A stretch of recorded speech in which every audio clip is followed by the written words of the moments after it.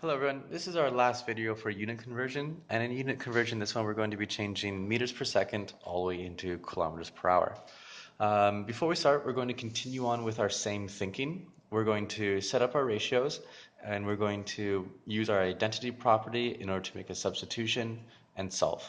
Okay. For this one here, we're going to be looking at the homework question number 4, and in that question it states that most Olympic sprinters can run at 100 meters or run for 100 meters, and it takes them about 10 seconds. And the question asks, well, how many kilometers per hour is that? Kilometers per hour. Okay. Before I start, what I'm going to do is I'm going to first write out all of my ratios, all my relationships. I know that these are standard units, and because they are standard units, I don't need to be told what the relationship is. I should just know what they are because they're standard. Here, can I change meters into kilometers? Well, sure, yes I can. I know that there are 1,000 meters in 1 kilometer. So 1,000 meters equals 1 kilometer. And how about here? Can seconds change into hours? Not directly, but what I can do is I can change seconds into minutes and then change my minutes into hours. So using my standard time here, I know that there are 60 seconds is equal to 1 minute, and I know that 60 minutes is the same as 1 hour. And so here I have all my relationships. I have my meters, which change into kilometers, and also I have my seconds, which eventually can change into hours. So just like the last video where we set up our times 1, our identity property, I'm going to need to set that up first. I have my question, which is 100 meters per 10 seconds. I'm going to times it by 1.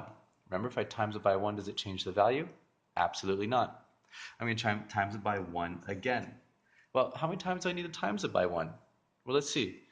If we remember from this video, each time I times it by 1, that represented a change. So red to blue, blue to green, then green to black. So over here, how many times do I have to change my units? Well, first I have to take my meters into kilometers, and then I need to take my seconds to minutes, and finally my minutes to hour. So I need to times it by 1, 2, 3. So I have times 1 3 times. And just for good measure, over the 1, I'm going to just state that this is my meters changing into kilometers. This one here will be my seconds changing into minutes, and then this one will be my minutes that change into hours. Now you don't have to do it in that order, but you do need to make sure that you have all 3 steps. For me, I just like to put meters to kilometers first, and then I do my time afterwards. Well, let's make those substitutions. So I'll rewrite my question, which is 100 meters in 10 seconds, and then I'm going to make my first substitution, my distance.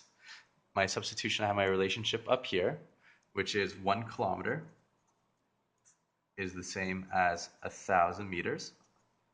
I have my next substitution, which is, well, I have seconds on the bottom, so to get rid of the seconds, to cross simplify them, that means I have to have seconds on the top, and then I'm going to divide it by 1 minute. Just to help us out, I'll cross out those ones here first. So we can see the meters are crossed out. I'm left with my kilometers. My seconds are simplified. I have minutes, but I don't want minutes. I want to now change those minutes into hours. And I'm left with kilometers and hours. And that's exactly what I want, kilometers per hour. I'm going to take an extra step here. I'm going to rewrite just so that we can see how we can simplify more. So I'm going to rewrite the top. I have 100 times 1 kilometer times 60 times 60. All of that is divided by, I have 10 times 1,000 times, well, 1, but I don't really need to write that, and then times 1 hour. Okay. So here, if I were to multiply all this out, I'd have something like